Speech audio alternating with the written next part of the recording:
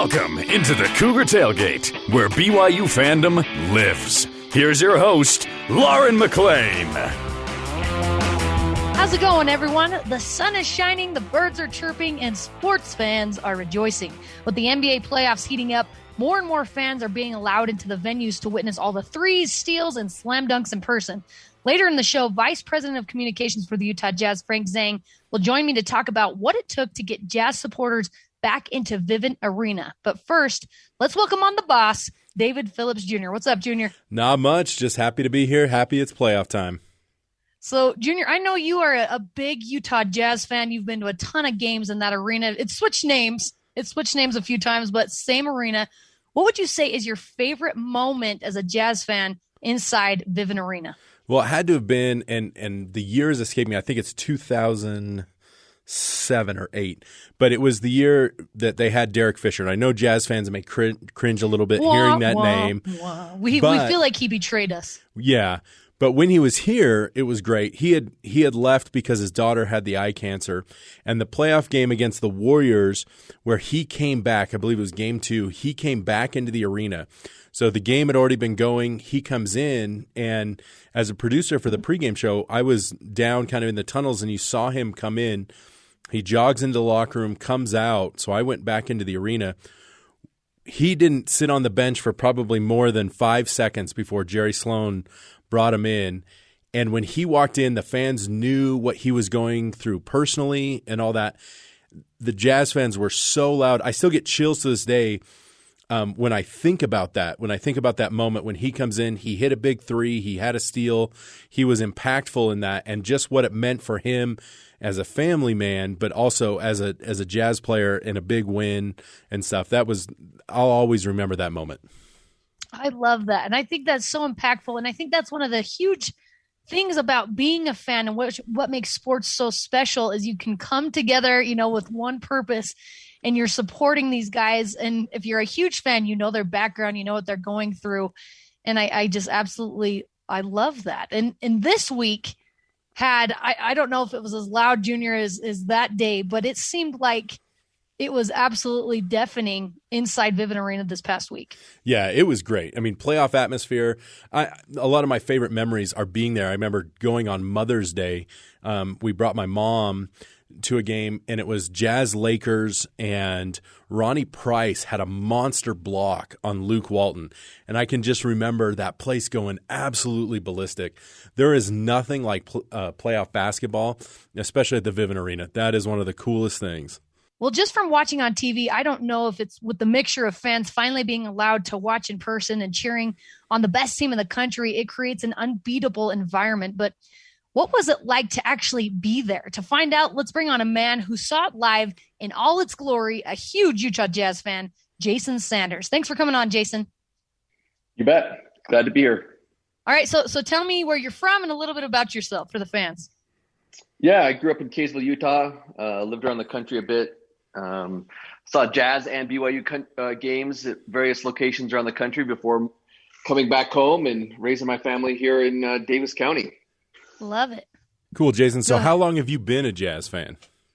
Oh, I grew up a Jazz fan. I used to collect those Jazz posters they used to give away back in the 80s. I think my room probably at one point had 40 or 50 of those just plastered everywhere across my house, right? And, so from early 80s on, I'm through and through a Jazz fan.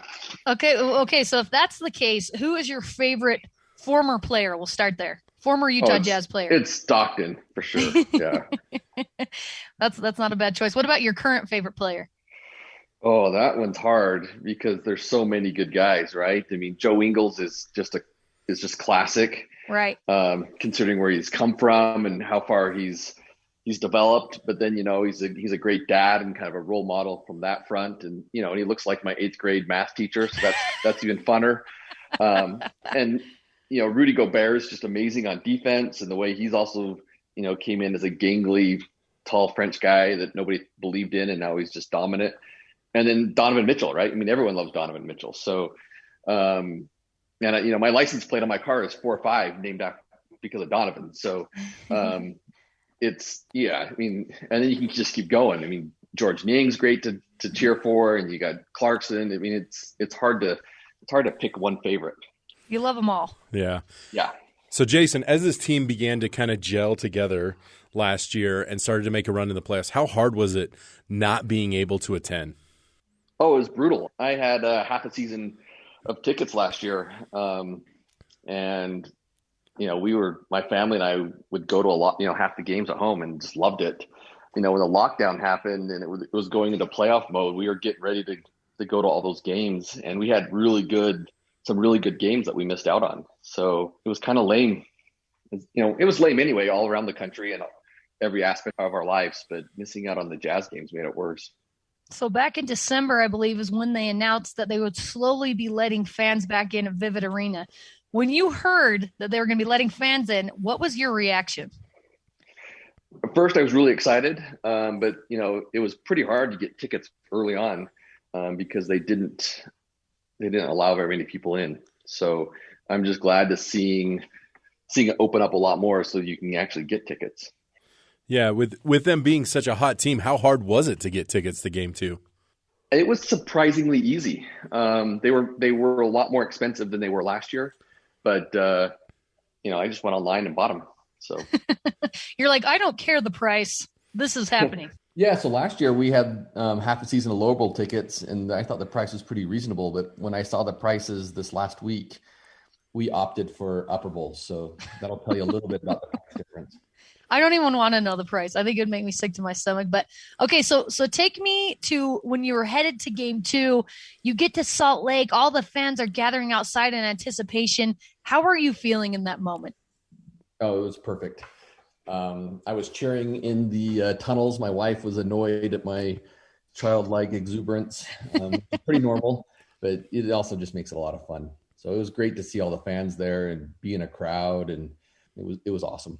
What was that atmosphere like inside that arena, especially as the Jazz started really getting going early on? Oh, it was everything you expect. It was loud. My wife had her ears plugged. I actually thought about wishing I had brought some earplugs. I mean, it was that bad. My ears were hurting. Is it normally like that in Vivint Arena, or was it something a little extra special because people were extra excited? It's always loud, but it was a little extra. Yeah. So what was your favorite thing about the whole fan experience that the Jazz put on? I know there was like the matching T-shirts. They have new video boards. What was your favorite aspect about the fan experience? I just like being there with all the other fans. The T-shirts are great. They have this new light thing going on, which is pretty cool. They have little lights, probably thousands of lights scattered all over the stadium, hooked to railings, and they even got some on the chairs, the social distancing chairs that no one can sit in. And they had those all coordinated and lighting up at different times. From a nerdy perspective, that was pretty cool to see. But the crowd was the best, and seeing the players on the court was a lot of fun. All right, Jason, you've been a fan of the Jazz since the 80s. What has been your favorite moment at that arena? Oh, goodness gracious.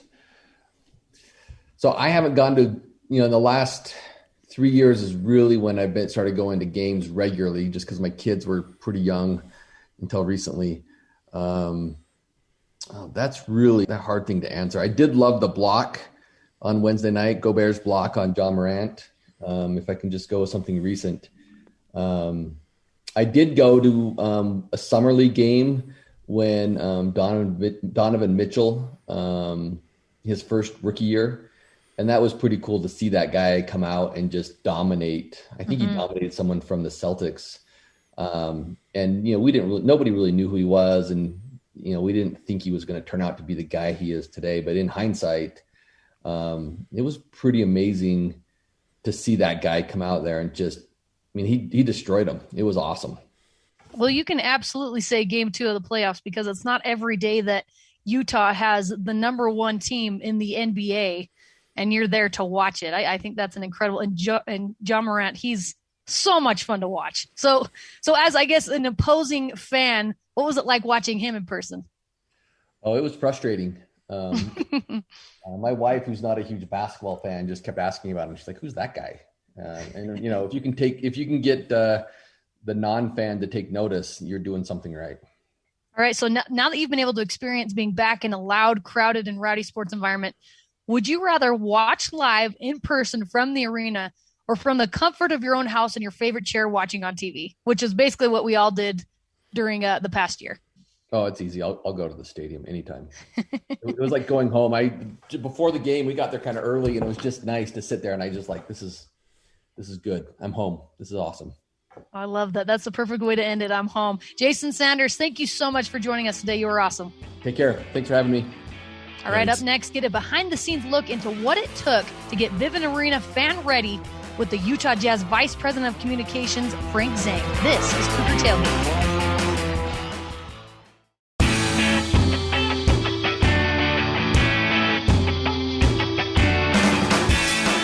Welcome back to the Cougar Tailgate. I'm Lauren McLean. Fans all around the country have been eager, to say the least, to once again attend their favorite sporting events in person. And it showed during the enthusiastic cheering of Utah Jazz loyalists during the playoffs this week. But what did it take to get people back into Vivint Arena? We have with us the Vice President of Communications for the Utah Jazz, Frank Zhang. Frank, thank you so much for coming on the Cougar Tailgate. It's great to be with you. Frank, you've worked on 7 Olympic Games, and you handle communications for the Utah Jazz, among other sports in Utah.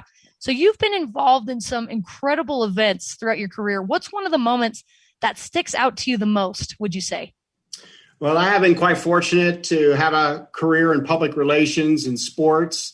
Started in college sports at North Carolina and Georgia Tech, and then I got involved in the Olympic movement with the U.S. Olympic Committee and the organizing committee for the 2002 Salt Lake Games. And now I'm getting to experience professional sports with the Utah Jazz. I mean, one moment that really stands out for me was one that was here in Utah. When the 2002 Olympic Games finished up. We were at Rice-Eccles Stadium, and the closing ceremonies had concluded. The flame had gone out, and the lights were coming up, and we were, in essence, cleaning up the stadium. And when I went home that night, the sense of accomplishment for what the state of Utah had done for sport and the state and the Olympic movement worldwide to bring such a successful games to this area was quite rewarding in itself. But I've had a lot of highlight moments, from Final Fours and big football games to the NBA playoffs. So it's been a lot of fun along the way. That's incredible. Basically, you have a dream job for a sports fan. So this past year has been weird for all of us for many reasons. You've been involved, obviously, with so many sports and the fans that go along with it. What was 2020 like for you professionally when suddenly no fans were allowed to attend sporting events? Well, for sport and society, it's certainly been a challenging year. And I think one that I hope is marked by the trait of resiliency and how we were able to deal on a daily basis with the challenges from the COVID-19 pandemic and what that would mean to our businesses, to sports, to schools, and to, just our daily lives as well. So certainly sports were just a small piece of that. It certainly provided a relief and an outlet for people when we were able to take the NBA to the bubble in Orlando and complete part of last season. And then, it set the table for what has been certainly an unusual 2021 campaign with 72 regular season games, limited fan capacity. And as we now seem to be turning the corner here in the fight against the pandemic, sports and other businesses and entertainment fields are starting to open up as well. So we were fortunate. We actually started the season with a very limited number of fans in December, so around the 10% mark. Game 2 of the NBA playoffs against Memphis had about 14,000 fans here, which is about 75%. So through that whole process, we've had several incremental increases, and seating configurations continue to change all the time as we just try to address the daily issues and circumstances surrounding the impact of COVID-19. You mentioned that, seating arrangements have to change, and you went from 10% capacity and on up. What was the process like of being able to get Vivint Arena back and ready for fans? We worked with local and state health officials and the NBA to develop the best protocols to allow a limited number of fans who chose to attend games. And we primarily worked with our season ticket holders in this case. And there were a number of practices that included health screenings on a mobile app, a number of NBA protocols around the court to protect the players. The use of technology was really important to us as well to help put some of those best practices in place. But when we came back, I mean, some of the immediate things that people saw were mandatory mask, screening at the entry. We had plexiglass dividers behind the Jazz and visiting team benches. We had seat covers to designate socially distanced seating pods. So, you know, we had open seats and then covered seats to spread people out. We used contactless entry with everything being digital tickets. That will be something that we'll continue to use going forward. It's just a good business practice of digital tickets. Something else we had actually implemented before the pandemic was cashless transactions for concessions and merchandise. So again, that was something that limited the touch of fans, particularly at the beginning of the pandemic.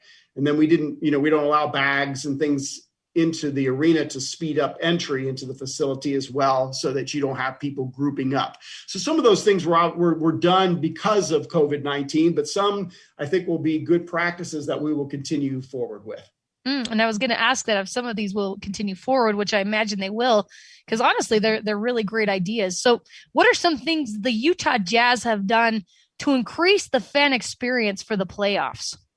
Well, the playoffs are certainly a very special time in our community as everyone rallies around the team in the push to get to the NBA Finals. So the enthusiasm and the excitement throughout the state of Utah is palpable, and the arena is really quite different. So when we finished the regular season, we were approximately 6,500 fans, and we have doubled that number for the playoffs.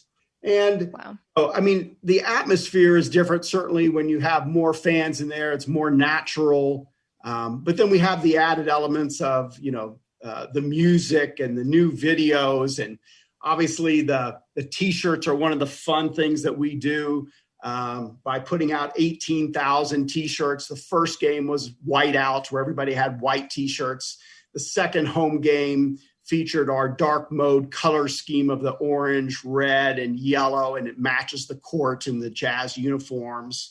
And so that's some of the fun things that go on. We have a pregame party on the plaza outside of Vivint Arena that takes place 2 hours before tip-off for home games throughout the playoffs. And there's a live broadcast set, and there's merchandise, and there's music and things out there as well. And one other unique thing that we're going to do here during the playoffs is we're going to have a watch party. So Saturday night's away game at Memphis, fans are invited to come to Vivint Arena for free and watch the game inside the arena on the big center hung video boards.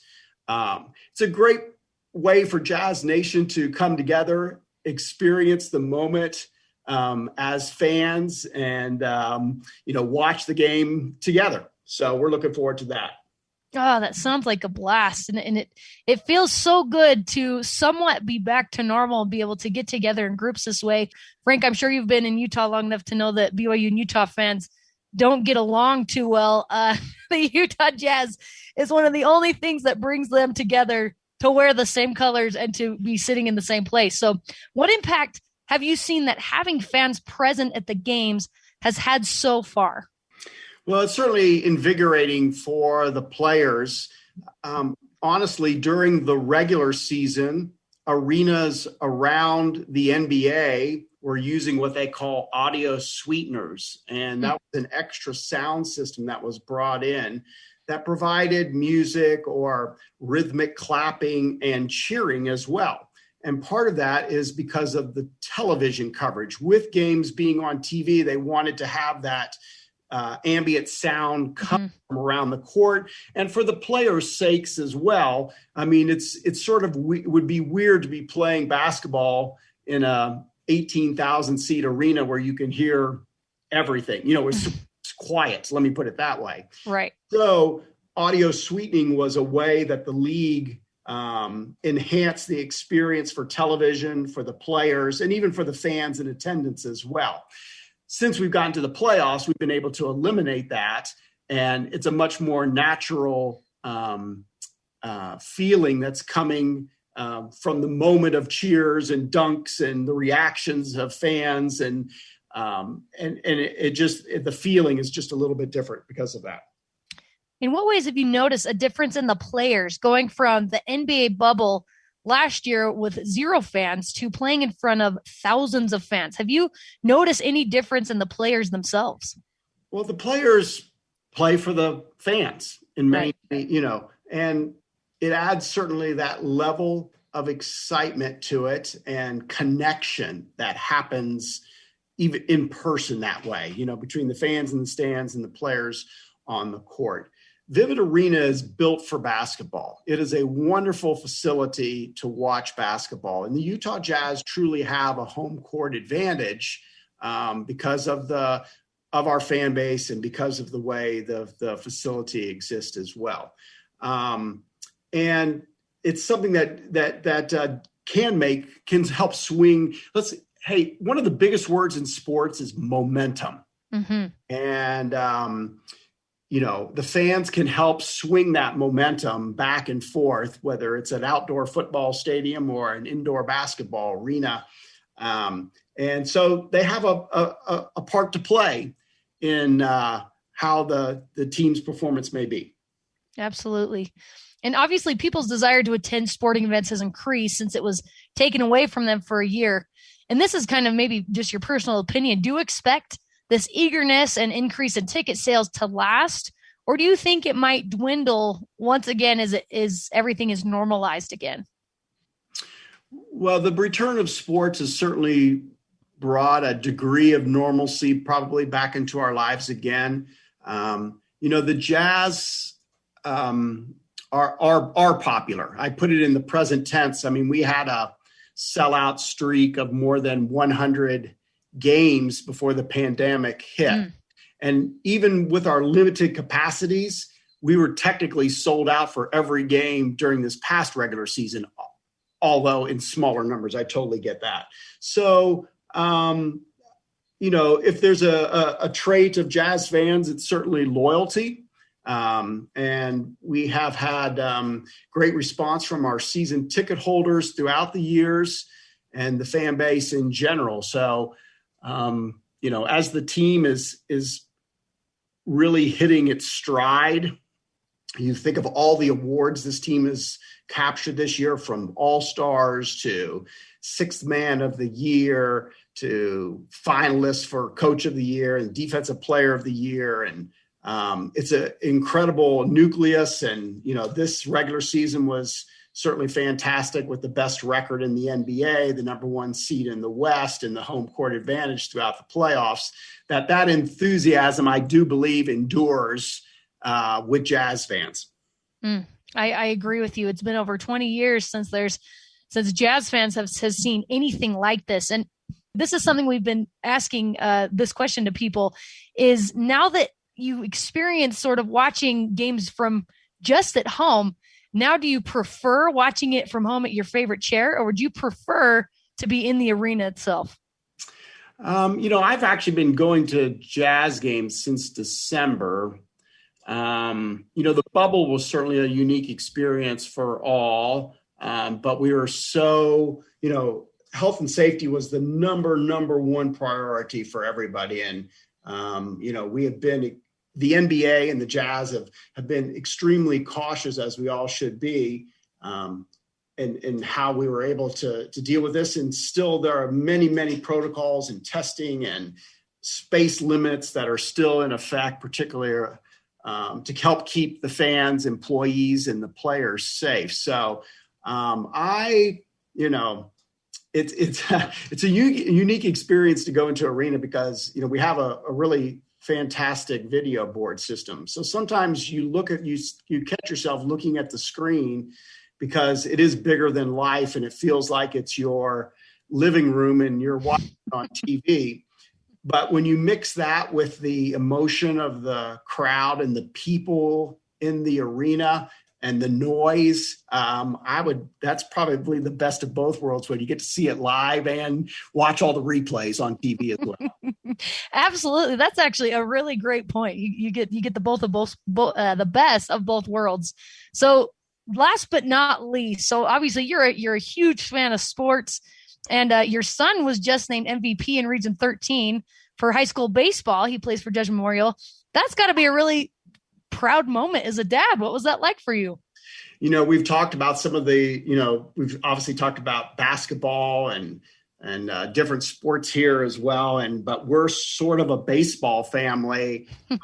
And so both of my boys are high school players, and my oldest is just finished up his senior season at Judge Memorial in 3A, and they had a really good season, and he's going to go on and pursue baseball at the college level here. And we're super excited for him. Sports are character building, they're community building, and they've meant so much in our family's lives just because of the experiences and opportunities that they've provided to us. And it goes way, way, way, way beyond wins and losses of those connections that are developed through sports. So we are big sports fans. I couldn't agree more with that. I love that. And congratulations to your son and to you and your family. This is Frank Zhang, Vice President of Communications for the Utah Jazz. Frank, thank you so much for taking the time with me today. Yeah, my pleasure, Lauren. Thank you for the invitation to visit with you and talk about the Utah Jazz. And that does it for us today. Thanks again to Frank Zhang, Jason Saunders, and David Phillips Jr. for coming on the show with me. You can join the Cougar Tailgate virtually, of course, every Saturday at noon Mountain Time, or download, rate, and review our podcast on Apple, TuneIn, Stitcher, Spotify, or on BYURadio.org. This is Cougar Tailgate.